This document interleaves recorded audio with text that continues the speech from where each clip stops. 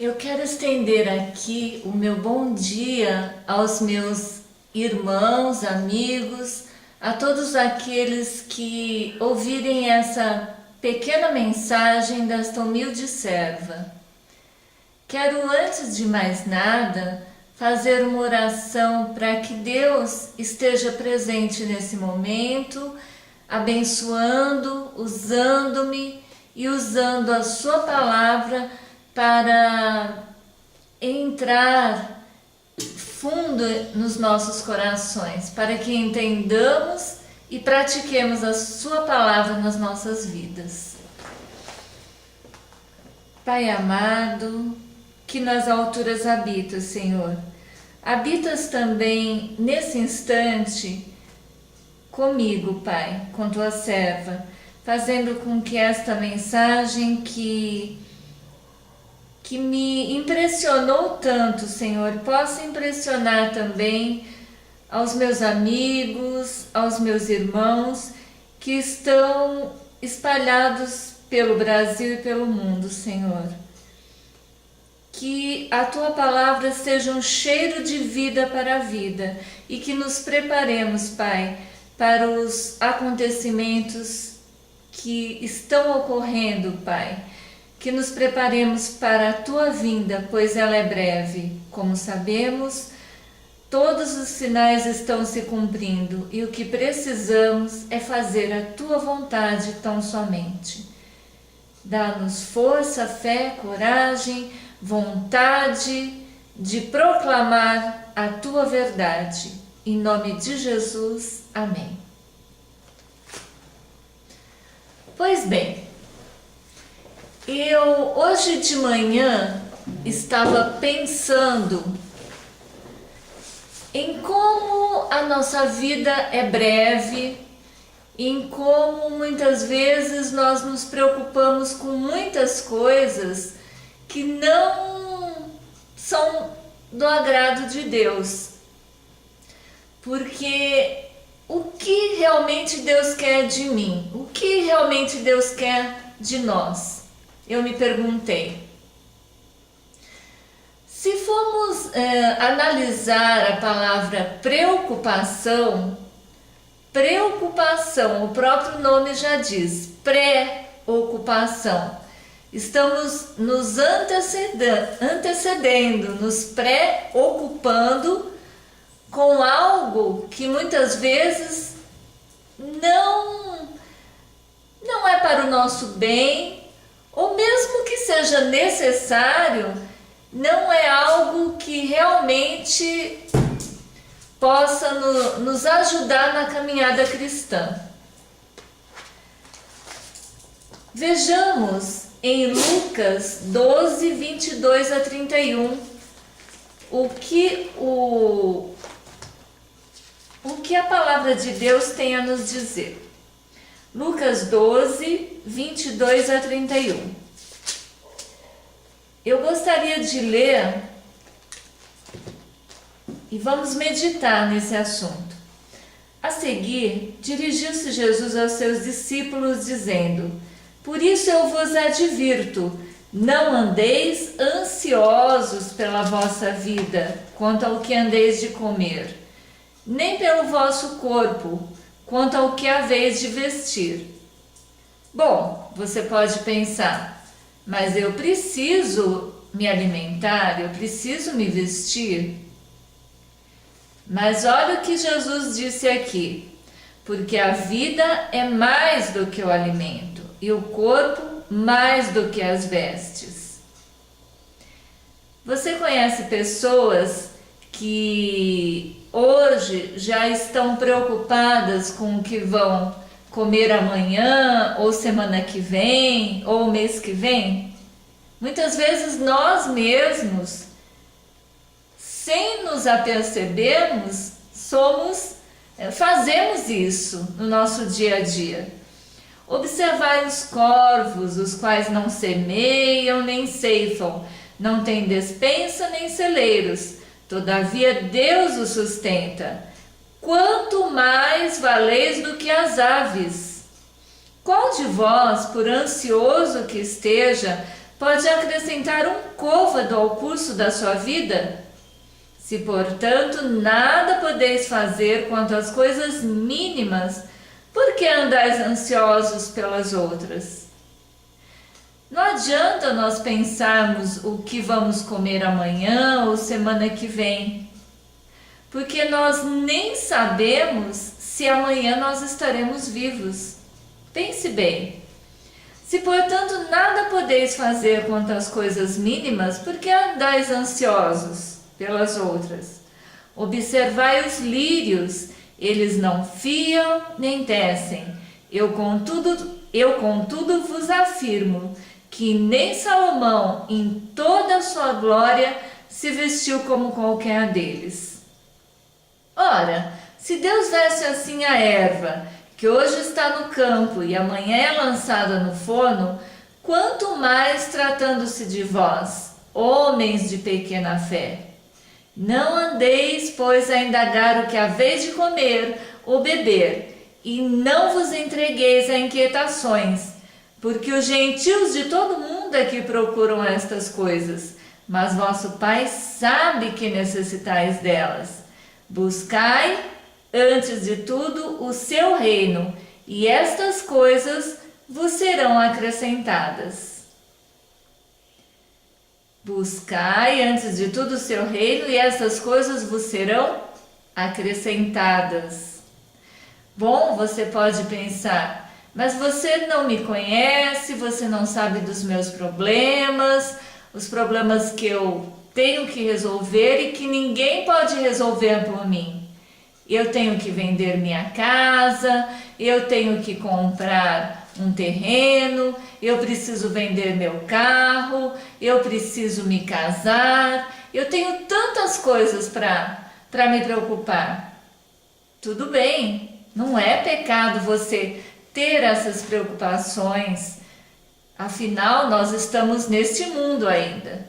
O pecado, meu querido, é você colocar o coração, a sua vida nessas preocupações e se esquecer do mais importante, de entregar a sua vida a Deus, de estar firmado nele.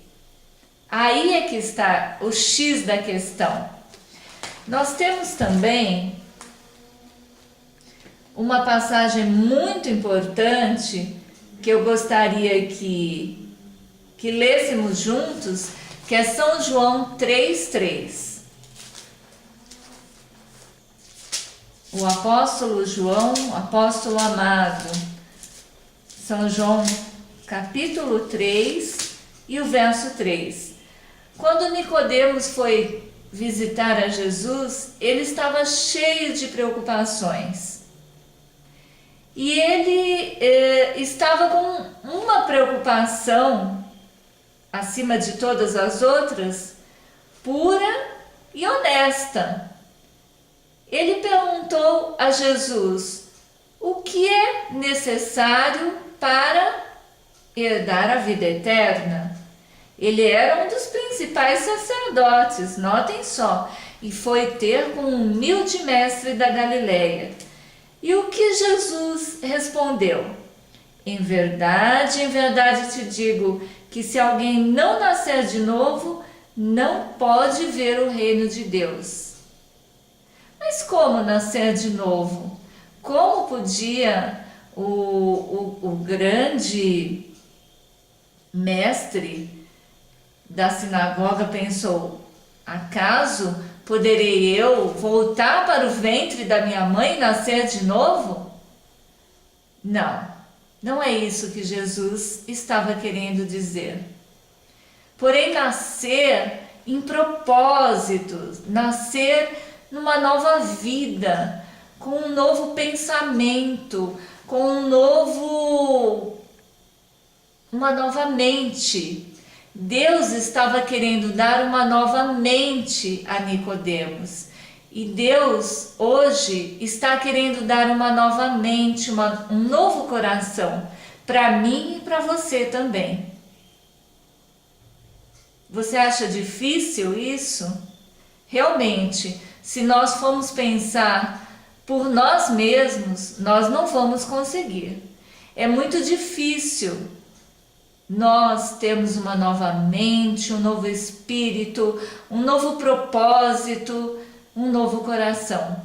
Mas é isso que Jesus quer dar para mim e para você também. Muitas coisas nós temos a nos preocupar. Nossa vida é repleta de preocupações. Vocês viram no verso que eu acabei de ler em São Lucas, as preocupações justas e honestas que nós temos, comer, beber, vestir.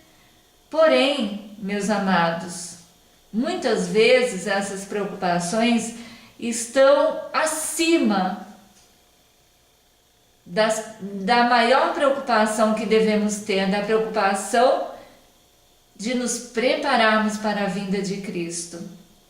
O que Jesus disse? Que a vinda do Filho do Homem seria como? Seria como os dias de Noé, seria como os dias de Ló. Vamos estudar um pouquinho sobre o que aconteceu na destruição de Sodoma e Gomorra, para nós entendermos do que nós estamos falando, do que as nossas preocupações, se nós as colocarmos antes das preocupações verdadeiras e sinceras, que é nos prepararmos para a vida eterna, vamos ver o que as preocupações desta vida podem aonde essas preocupações podem nos levar.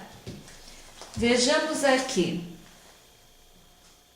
Patriarcas e Profetas, este livro inspirado por Deus, que a sua serva e profetisa Ellen White escreveu, vamos ver o que diz lá na página 160, falando sobre a destruição de Sodoma e Gomorra. Seria interessante que pudéssemos ler depois todo esse capítulo para nos compenetrarmos da importância do tempo em que nós vivemos hoje.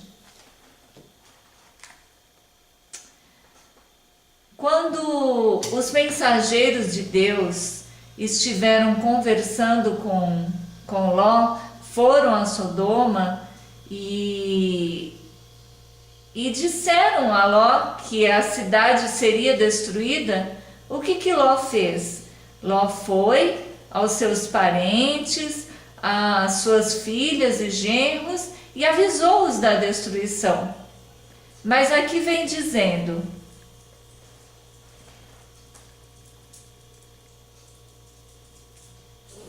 ele repetiu as palavras dos anjos aos seus genros e às suas filhas: levantai-vos, saí desse lugar, porque o Senhor há de destruir a cidade. Mas ele lhes pareceu como quem zombava. Riram-se daquilo que chamavam seus receios supersticiosos.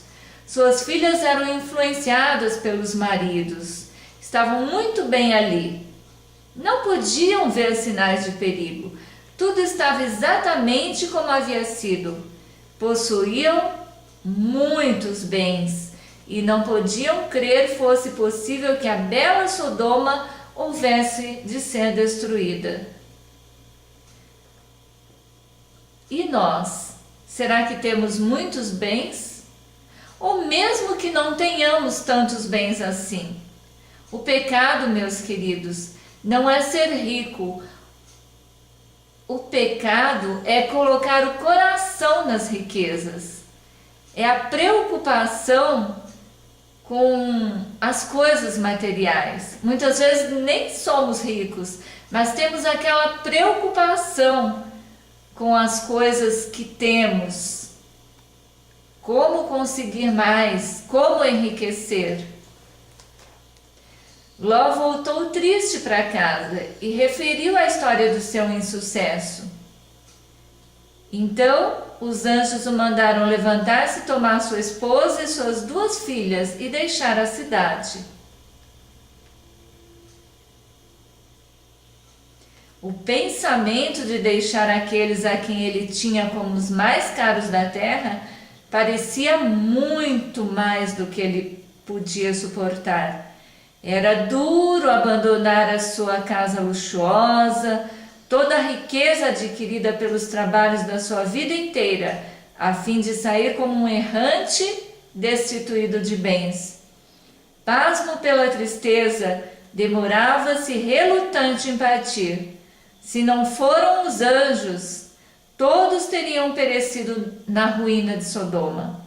Os mensageiros celestiais tomaram pela mão ele, sua esposa e suas filhas e os levaram fora da cidade. Ali os anjos os deixaram e voltaram a Sodoma para cumprirem sua obra de destruição. Sabe, às vezes eu fico lendo essas passagens e fico pensando, bom, muitos de nós vivemos em modernas Sodomas e Gomorras. As grandes cidades deste mundo se transformaram em Sodoma e Gomorra. Porém, será que Deus vai mandar anjos do céu para fazerem com que saiamos dessas cidades? Com que vejamos a real necessidade, o que realmente importa na vida? Deixemos os nossos acalentados bens, as coisas que possuímos. Muitas vezes Deus está dizendo para nós, vem, eu vou te mostrar um lugar onde é melhor para você. Eu vou te mostrar uma vida tranquila, serena, pacata, fora da influência das grandes cidades. Mas você se agarra aos seus bens materiais, às suas posses. Meu querido, minha querida, vamos nos atentar ao que realmente tem valor, ao que realmente pode nos ajudar a alcançarmos a vida eterna. Vejamos aqui um pouco mais na página 165. O que diz ainda acerca dos bens e da destruição de Sodoma? O Redentor do mundo declara que há maiores pecados do que aqueles pelos quais Sodoma e Gomorra foram destruídas. Aqueles que ouvem o convite do Evangelho, chamando os pecadores ao arrependimento, e não o atendem, são mais culpados perante Deus do que o foram os moradores do Vale de Sidim. Vejam, aqueles que ouvem o convite do Evangelho, chamando os pecadores ao arrependimento e não atendem, são mais culpados do que os moradores do Vale de Sidim, do que os moradores de Sodoma e Gomorra. E ainda maior pecado é o daqueles que professam conhecer a Deus e guardar seus mandamentos, e contudo negam a Cristo em seu caráter e vida diária. Será que eu e você estamos negando a Cristo? À luz da advertência do Salvador, a sorte de Sodoma é um aviso solene, não simplesmente para os que são culpados de pecado declarado, mas a todos que têm pouca conta a luz e os privilégios enviados pelo céu. Vejamos, vamos continuar lendo mais um pouco, porque é muito importante isto. Disse a testemunha verdadeira à igreja de Éfeso: tenho, porém, contra ti que deixaste a tua primeira caridade, ou o teu primeiro amor. Lembra-te de onde caíste, arrepende-te e pratica as primeiras obras. Quando não, brevemente virei a ti e tirarei do seu lugar o teu castiçal, se não te arrependeres. Apocalipse 2, 4 e 5. O Salvador aguarda a resposta a seus oferecimentos de amor e perdão, com uma compaixão mais terna do que aquela que move o coração de um pai terrestre para perdoar um filho transviado e sofredor. Ele clama aos errantes: tornai-vos para mim e eu tornarei para vós. Está lá em Malaquias 3:7. Mas se aquele que vagueia recusa persistentemente atender a voz que o chama com amor, compassivo e terno, será finalmente deixado em trevas. Deus está rogando hoje para mim e para você também. Volvermos das nossas preocupações, dos nossos acalentados sonhos, entre aspas, sonhos terrestres, para buscarmos o mais importante. Buscai em primeiro lugar o seu reino e a sua justiça, e todas estas coisas vos serão acrescentadas.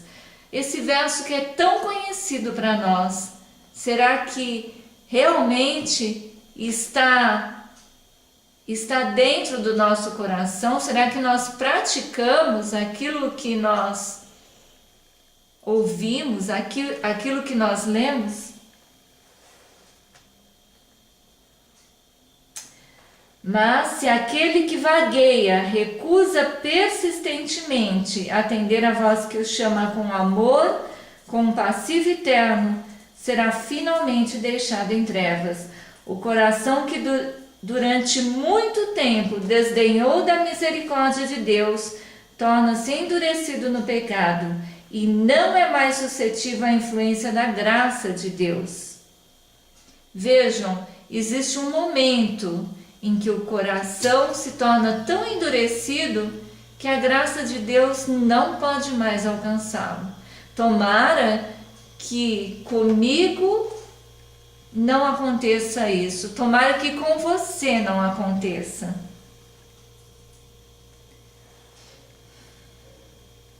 Terrível será a sorte da alma da qual o Salvador, pleiteando por sua defesa, declarará finalmente: está entregue aos ídolos, deixai-o. Oséias 4:17. Haverá menos rigor no dia do juízo para as cidades da planície do que para aqueles que conheceram o amor de Cristo e contudo se desviaram à escolha dos prazeres de um mundo de pecado. Aqui ela continua nos dizendo: vós que estáis a desdenhar os oferecimentos da misericórdia, pensai nos inúmeros registros que contra vós se acumulam nos livros dos céus. Vocês sabiam que há um registro no livro do céu de cada ação que nós praticamos? Cada ação que eu pratico, cada ação que você pratica, Deus escreve lá. Há um relatório feito das impiedades das nações, das famílias e dos indivíduos. Deus pode suportar muito enquanto a conta prossegue, e convites ao arrependimento e oferecimentos de perdão podem ser feitos.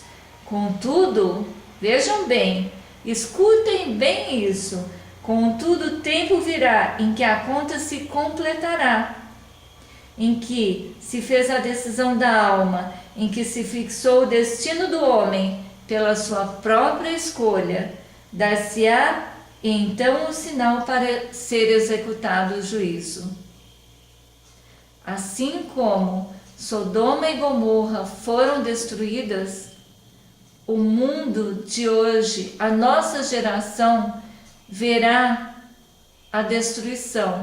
Verá também Jesus voltando em glória e majestade para buscar os seus escolhidos, aqueles que se prepararam, aqueles que não deram tanto valor às coisas materiais, mas colocaram o reino de Deus e a sua justiça em primeiro lugar. Eu acho muito importante o que diz aqui na página 166. Há motivo para alarmar-nos na condição do mundo religioso hoje. Veja, não é o mundo lá fora que ela está falando aqui, o mundo religioso. Tem-se tido em pouca conta a misericórdia de Deus. A multidão anula a lei de Jeová, ensinando doutrinas que são preceito de homens. Mateus 15, verso 9.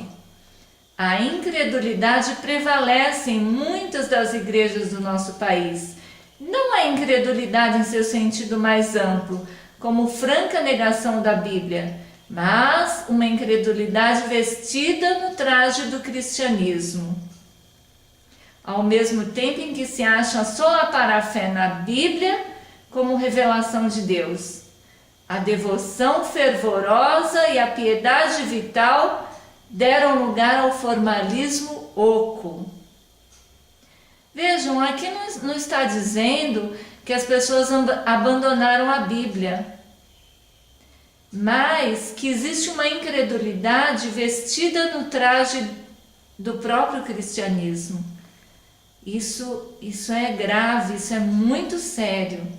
Eu acho que nós deveríamos atentar e pensar, esquadrinhar o nosso coração e ver se realmente nós estamos vivendo o verdadeiro cristianismo ou apenas um formalismo oco. Como consequência, prevalecem a apostasia e o sensualismo. Como consequência do quê? Desse falso cristianismo. Cristo declarou, como também da mesma maneira aconteceu nos dias de Ló, assim será no dia em que o Filho do Homem se há de manifestar. Lucas 17, 28 a 30. Vamos ler esse comentário aqui de Lucas 17, 28 a 30. O mesmo aconteceu nos dias de Ló. Comiam, bebiam, compravam, vendiam, plantavam e edificavam. Mas no dia em que Ló saiu de Sodoma, choveu do céu fogo e enxofre e destruiu a todos. Assim será no dia em que o Filho do Homem se manifestar. Assim será no dia em que o Filho do Homem se manifestar. Meus queridos, não é pecado comer, todos nós precisamos. Não é pecado beber água, beber sucos naturais. Todos nós precisamos de líquidos. Não é pecado comprar, nem vender, nem plantar, nem construir. Nada disso é pecado. O pecado está, como eu já disse, colocar o coração, a vida nessas coisas. O registro diário dos acontecimentos que se passam testifica do cumprimento dessas palavras. O mundo rapidamente está a amadurecer para a destruição. Logo deverão derramar-se os juízos de Deus e pecado e pecadores serem consumidos. Disse o Salvador: olhai por vós, não aconteça que os vossos corações se carreguem do quê? De glutonaria, embriaguez e os cuidados dessa vida, e venha sobre vós de improviso aquele dia, porque virá como um laço sobre todos os que habitam a face de toda a terra. Todos cujos interesses estão centralizados nesse mundo. Vejam, todos cujo interesse estão centralizados nesse mundo. A questão é, aonde está o meu interesse? Aonde está o seu interesse, meu amado? Vigiai, pois, em todo o tempo, orando para que sejais havidos por dignos de evitar todas estas coisas que hão de acontecer e de estar em pé diante do Filho do Homem.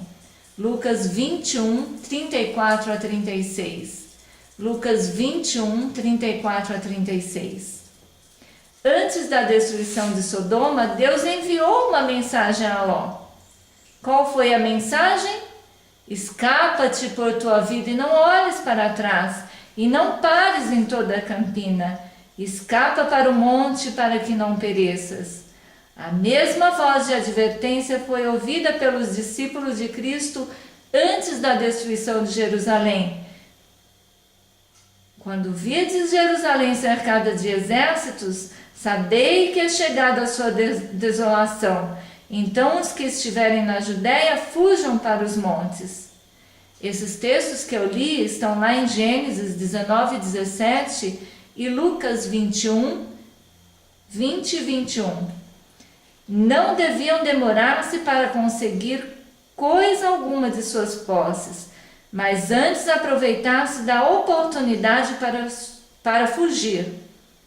Houve uma saída, uma decidida separação dos ímpios, uma escapada para salvar a vida. Então, vejam, assim foi nos dias de Noé, assim nos dias de Ló, assim aconteceu com os discípulos antes da destruição de Jerusalém, e assim será nos últimos dias. Assim foi nos dias de Noé, assim nos dias de Ló, assim antes da destruição de Jerusalém, e assim será quando? Hoje, meus queridos, nos últimos dias, de novo se ouve a voz de Deus em uma mensagem de advertência, mandando seu povo separar-se da iniquidade que prevalece.